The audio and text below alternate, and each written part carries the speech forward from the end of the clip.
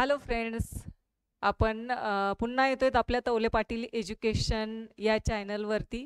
आपण जो आरोग्य आणि रोग हा जो चॅप्टर आपण सुरू केला होता, तर त्याचा आपण थोडंसं ओव्हरलुक 2 लेक्चरमध्ये करून घेतलेलं आहे. त्यामधले जे इम्पॉर्टंट काही पॉईंट होते तर त्याचा आपण अभ्यास केलेला आहे. तर आज आपण त्यावरती आधारित काही क्वेश्चन घेणार आहोत. आपल्या या लेक्चरमध्ये जेवढे आपल्याला जास्त क्वेश्चन घेता येतील तेवढे जास्त घेण्याचा प्रयत्न करणार आहोत. बाकीचे जे राहिलेले ते आपण नेक्स्ट लेक्चरमध्ये घेऊ. चला मग आपण जो काही अभ्यास केलेला आहे, कारण की तुम्ही अगोदरचे 2 लेक्चर पाहिले असतील हे मी गृहीत धरते, आणि ते लक्षात घेऊन आपण आपल्या क्वेश्चनकडे वळणार आहोत. सगळ्यांनी प्रश्न वाचायचा आहे, त्याचे पर्याय वाचायचे आहेत आणि मला त्यांचा आन्सर जे आहे तर ते कमेंटमध्ये टाकायचं आहे. ओके, चला मग आपण आपल्या पहिल्या क्वेश्चनकडे वळणार आहोत चॅप्टर 2च्या. तर आपल्या समोर जो पहिला प्रश्न आलेला आहे तर तो काय आहे पहा. डॅश डॅश चावल्यामुळे रेबीज होत नाही विचारले बरं का. काय विचारलेलं आहे विद्यार्थी मित्रांनो? डॅश डॅश चावल्यामुळे रेबीज होत नाही. कारण की तुम्ही काय करता, क्वेश्चन वाचत असताना काय चावल्यामुळे रेबीज होत नाही हे वाचतच नाही. अगोदर काय करता, फक्त चावल्यामुळे रेबीज, अरे होत नाही का आहे हे व्यवस्थित वाचत चला. जर या ठिकाणी निगेटिव्ह सेंटेन्स आहे, नाही विचारलंय, मग या पर्यायापैकी तुम्हाला सांगितलंय की काय चावल्याच्या नंतर रेबीज हा रोग होत नाही, तर याचं आन्सर तुम्ही मला कमेंट करून टाकलेला असेल. पहा, याचं आन्सर आहे डास, मच्छर, मॉस्किटो. मॉस्किटो, डास चावल्यामुळे आपल्याला रेबीज हा होत नाही. आता आपल्याला खूप रोजच मच्छर वगैरे चावत असतात, रोज डास चावत असतात, मग आपल्याला काही थोडीच रेबीज होत असतो का? तर नाही. तर कोणकोणते कुत्रा, ससा, मांजर हे आपण बघितलेलं आहे की हे चावले तर आपल्याला रेबीज हा रोग होत असतो, हा डिसीज होत असतो. पण डास चावल्यामुळे हा होत नाही. ओके, डासामुळे दुसरे रोग होत असतात, हत्ती रोग आहे, अशा प्रकारचे वेगवेगळ्या प्रकारचे डिसीज होत असतात. ओके, नेक्स्ट क्वेश्चन पहा तुमच्या समोर आलाय. एड्स हा रोग या विषाणूमुळे होत असतो. कोणत्या विषाणूमुळे होत असतो एड्स हा रोग? इन्फ्लुएन्झा आहे का, HIV, पिकोर्ना, बॅक्टेरियोफेज, कशामुळे होत असतो हे मी आपण शिकवलेलं आहे. एड्स हा रोग कोणत्या विषाणूमुळे होत असतो? HIV, human immuno deficiency virus. Okay, पहा HIV, एड्स हा रोग HIV मुळे होत असतो. नेक्स्ट आहे पहा क्वेश्चन. तीव्र ताप, तीव्र डोकेदुखी, रक्तातील रक्तपिंबिका कमी होणे ही रोगाची लक्षणे आहेत. काय पहा, कोणत्या रोगाची लक्षणं आहेत हे? तीव्र ताप येतो, डोकेदुखी होते तीव्र, रक्तातील रक्तबिंबिका कमी होणे, हे कोणत्या रोगाची लक्षणं आहेत? सांगा, कोणत्या रोगाची लक्षणं असतील? क्षय, स्वाईन फ्लू, हिवताप का डेंगू? पटकन कमेंट मध्ये सांगायचं आहे. काय आहे, काय आहे याचा आन्सर? तर याचा आन्सर आपल्याला सांगता येतं पहा, पर्याय क्रमांक 4, डेंगू. डेंगूची काय लक्षणं आहेत? तीव्र ताप येतो, तीव्र डोकेदुखी, रक्तातील रक्तबिंबिका कमी होत असतात, ही काय रोगाची लक्षणं आहेत. क्षय, स्वाईन फ्लू, हिवताप याची आपण बघितलेली आहेत. ओके, चला नेक्स्ट क्वेश्चन कडे वळू. राष्ट्रीय संचारी रोग संस्था डॅश डॅश या ठिकाणी आहे. कोणत्या ठिकाणी आहे बरं राष्ट्रीय संचारी रोग संस्था? कुठे आहे? मुंबई, कोलकाता, पुणे का दिल्लीमध्ये? कुठे आहे? पाहिलेलं आहे आपण हे लेक्चर, व्यवस्थित बघा मागचे 2 लेक्चर, त्यानंतर तुम्हाला याचे आन्सर पटापट येऊन जातील. काय आहे याचा आन्सर? कुठे आहे राष्ट्रीय संचारी रोग संस्था? दिल्ली या ठिकाणी आहे. कुठे आहे? दिल्ली या ठिकाणी आहे. चला नेक्स्ट क्वेश्चन कडे वळू. जागतिक आरोग्य दिन कोणत्या दिवशी साजरा करतात? डॅश डॅश या दिवशी साजरा करतात. कोणत्या दिवशी साजरा केला जातो आरोग्य दिन, जागतिक आरोग्य दिन? 14 जूनला का 29 सप्टेंबर, 7 एप्रिल का 14 नोव्हेंबर? कोणत्या दिवशी केला जात असतो? सांगा, पटपट सांगायचं आहे. काय आहे याचा आन्सर? 7 एप्रिल, लक्षात राहू द्या, 7 एप्रिलला कोणता दिवस सेलिब्रेट केला जातो? जागतिक आरोग्य दिन सेलिब्रेट केला जातो, हे आपण बघितलेलं आहे. याच्या नंतर हे जे बाकीचे दिवस आहेत, तर 14 जून, तर या 14 जून रोजी जागतिक रक्तदान दिन सेलिब्रेट केला जातो. कोणता आहे? जागतिक रक्तदान दिन जो आहे, तर हा रक्तदान दिन हा कोणत्या दिवशी सेलिब्रेट केला जातो? 14 जूनला सेलिब्रेट करतात. 29 सप्टेंबरला, 29 सप्टेंबर जो आहे, ओके, हां, 14 नोव्हेंबर जो आहे, तर या 14 नोव्हेंबर रोजी जागतिक मधुमेह दिन केला जातो.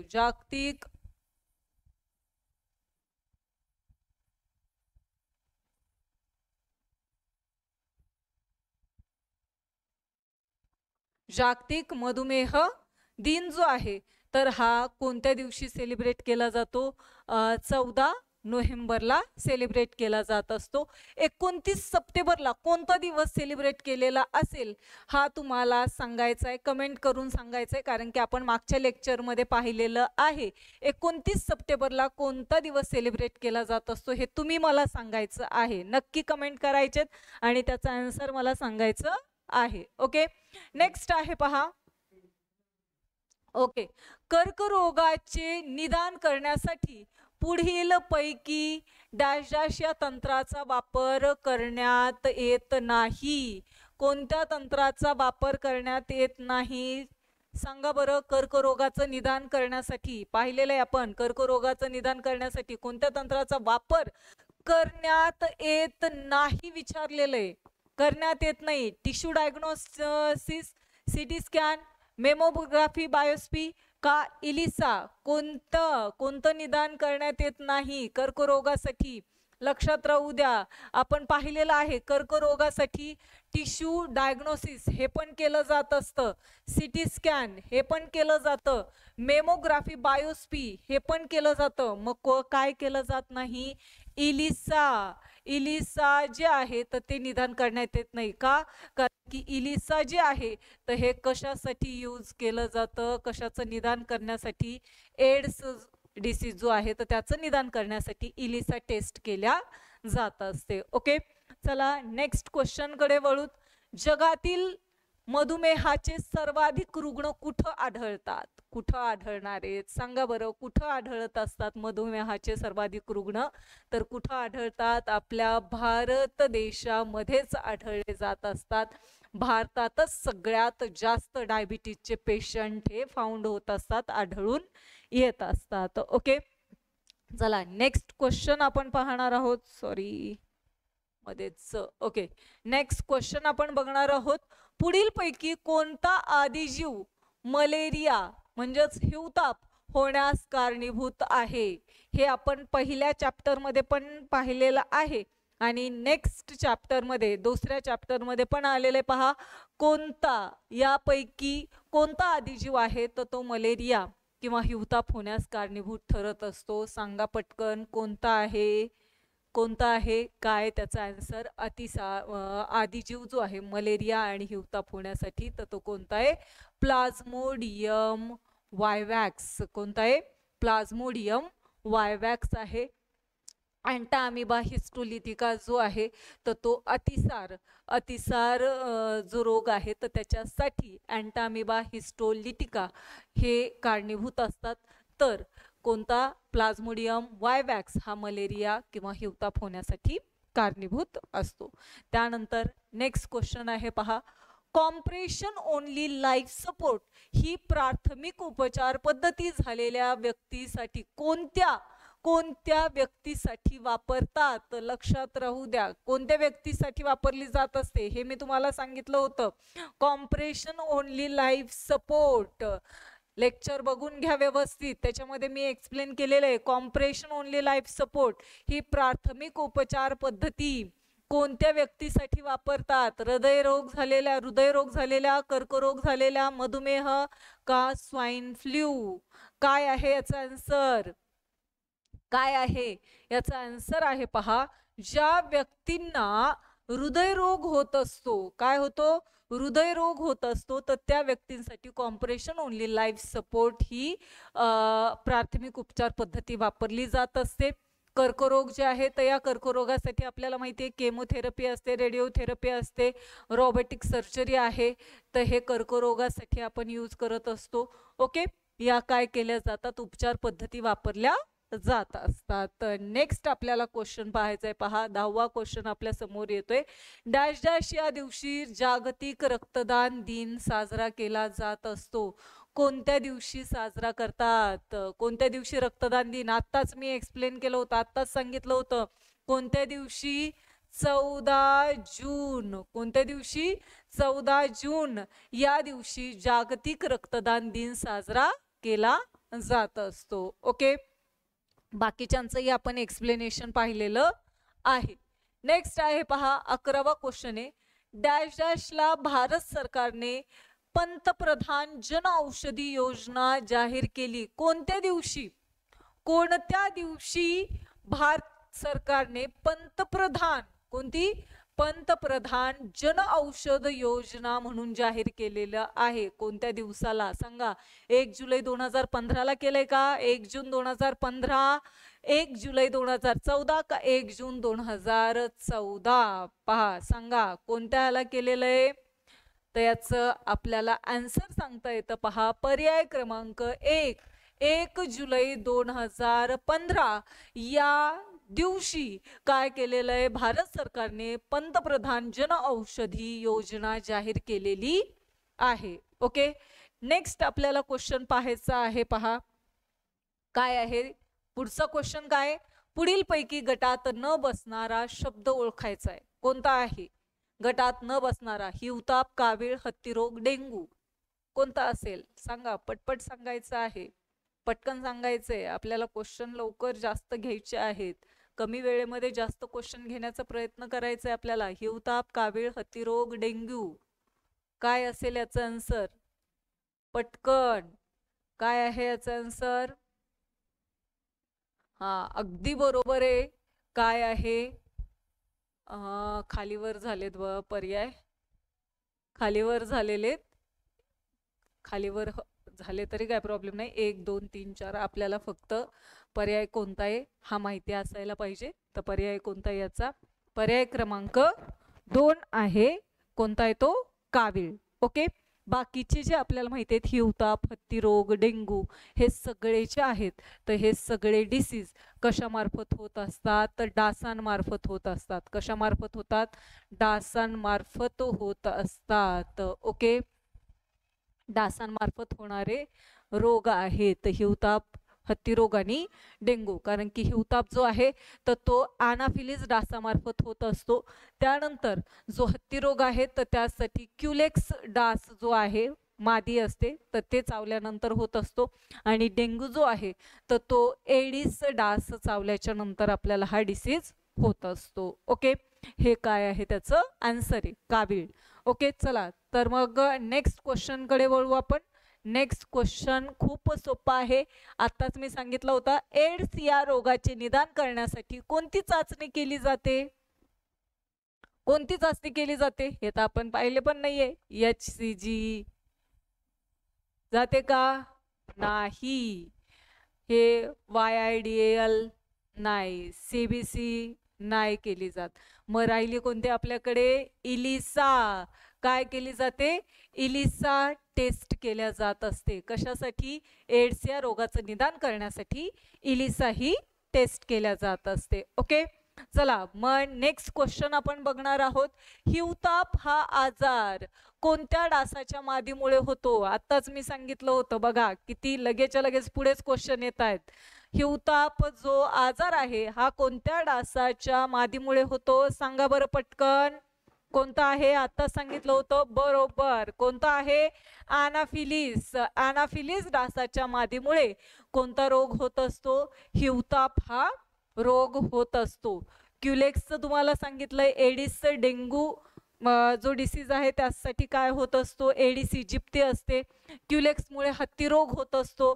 एडिस अल्बोपिक्टस जो आहे, तर एडिस हा एडिसचाच एक प्रकार आहे, पण यामुळे चिकनगुनिया असेल किंवा झिका असेल तर असे रोग होण्यासाठी एडिस अल्बोपिक्टस हा डास कारणीभूत ठरत असतो चिकनगुनिया वगैरे होण्यासाठी. ओके, त्यानंतर आहे नेक्स्ट क्वेश्चन आहे, डॅश डॅशचा संसर्ग डुक्कर या प्राण्याद्वारे तसेच संसर्गित माणसाद्वारे होत असतो. कोणाचा संसर्ग होतो बरं, कोणत्या रोगाचा संसर्ग होत असतो? पिग या ॲनिमलमुळे आणि संसर्गित झालेले जे काही मानव असतात तर त्यांना झाल्यामुळे दुसऱ्या व्यक्तीलाही तो डिसीज होऊ शकतो. तर कोणता असणार आहे? हिवताप तर नाही आहे. हिवताप, डेंगू हे कशामुळे होत असतात? मच्छर डास चावल्यामुळे होतात. रेबीज जो आहे तर ते कुत्रा, मांजर, माकड, ससा हे चावल्यामुळे होत असतात. तर आपल्याकडे राहिले कोणतं? डुक्कर या प्राण्यांद्वारे किंवा संसर्गिक मानवाद्वारे कोणता होत असतो डिसीज? स्वाईन फ्लू होत असतो. ओके, चला पुढच्या क्वेश्चनकडे वळू आपण. 16वा क्वेश्चन आहे, पुढील पैकी डॅश डॅश हा असंसर्गजन्य रोग आहे. कोणता आहे बरं असंसर्गजन्य रोग? कोणता आहे असंसर्गजन्य रोग ज्यामुळे एका व्यक्तीला जर झाला तर तो दुसऱ्या व्यक्तीला होत नाही, त्याला असंसर्गजन्य रोग म्हणत असतो. आणि संसर्गजन्य म्हणजे काय? एका व्यक्तीला झाला तर तो दुसऱ्या व्यक्तीलाही होऊ शकतो, त्याच्या संपर्कात येणाऱ्या दुसऱ्या व्यक्तीला पण होऊ शकतो, त्याला आपण संसर्गजन्य रोग म्हणत असतो. मग कोणता आहे याच्यापैकी कोणता आहे असंसर्गजन्य रोग? डेंग्यू, स्वाईन फ्लू, एड्स का कर्करोग? कोणता आहे? ओके, बरोबर आहे आन्सर.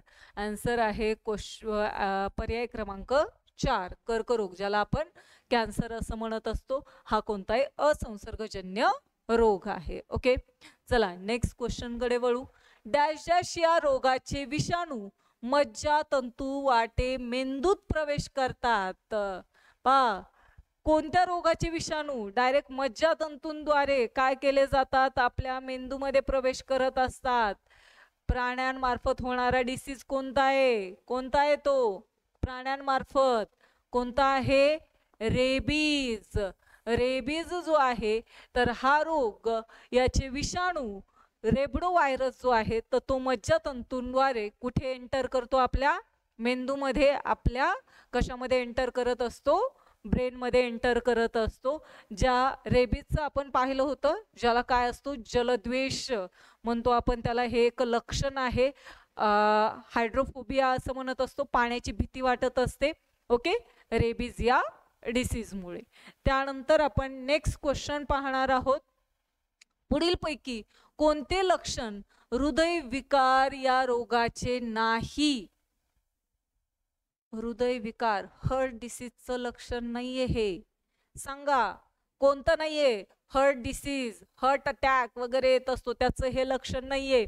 लठ्ठपणा, छातीत असह्य वेदना होणे, घाम येणे, अस्वस्थता व कंप पावणे, काय नाहीये? हार्ट अटॅकचं, हार्ट डिसीजचं लक्षण कोणतं नाहीये? बरोबर, काय नाहीये? लठ्ठपणा. हे त्याचं काय नाहीये? हृदयविकार. हृदयविकार जे आहे हार्ट डिसीज या रोगाचं लक्षण नाही. बाकीचे मग छातीत असहनीय वेदना होत असतात, घाम येत असतो, अस्वस्थता होत असते, कंप जाणवतो, तर हे हार्ट डिसीजचे लक्षण आपल्याला दिसून येत असतात. नेक्स्ट क्वेश्चन आहे पहा. पेशींच्या अनियंत्रित व अपसामान्य वाढीस डॅश डॅश म्हणतात. सेलचं जे अनकंट्रोल्ड अँड अननेसेसरी जी ग्रोथ असते तर त्याला आपण काय म्हणत असतो? अनकंट्रोल अननेसेसरी ग्रोथ, त्याला काय म्हणायचंय? डायबिटीज, मधुमेह, हार्ट डिसीज, हृदयरोग, रेबीज का कॅन्सर, कर्करोग, काय म्हणायचंय? बरोबर आहे याचा आन्सर काय आहे? कर्करोग. हे काय त्याचं आन्सर आहे. ओके, आलंय लक्षात सगळ्यांच्या?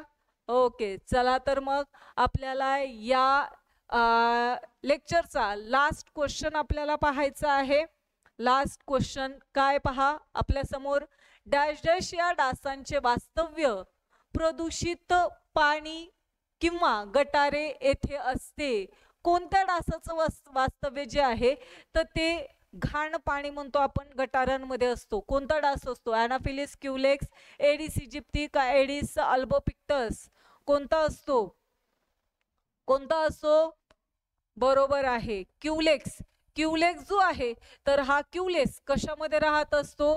प्रदूषित पाणी किंवा गटारे यामध्ये राहत असतो. आणि अॅनाफिलिस असेल किंवा एडिस इजिप्ती असेल तर हे कुठे वास्तव्य करत असतात? स्वच्छ पाण्यामध्ये. कशामध्ये राहत असतात? स्वच्छ पाणी.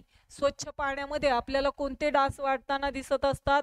अॅनाफिलिस अँड एडिस इजिप्ती. ओके, चला तर मग आपल्याला आजच्या लेक्चरमध्ये आपण जो आरोग्य आणि रोग हा जो चॅप्टर आपण बघितलेला आहे तर त्यावरचे आज आपण या लेक्चरमध्ये 20 क्वेश्चन घेतलेले आहेत. त्यापुढचे जे क्वेश्चन आहेत तर ते आपण नेक्स्ट लेक्चरमध्ये पाहणार आहोत. नेक्स्ट लेक्चर ही सगळ्यांनी व्यवस्थित पाहून घ्यायचं आहे, कारण की आणखी आपण पुढचे क्वेश्चन जे आहेत तर ते नेक्स्ट लेक्चरमध्ये घेऊन येणार आहोत. जे कोणी आपल्या चॅनलवरती नवीन असेल तर त्यांनी आपल्या चॅनलला तौले पाटील एज्युकेशन या चॅनलला सबस्क्राईब करा, लाईक करा आणि शेअर करा. थँक्यू.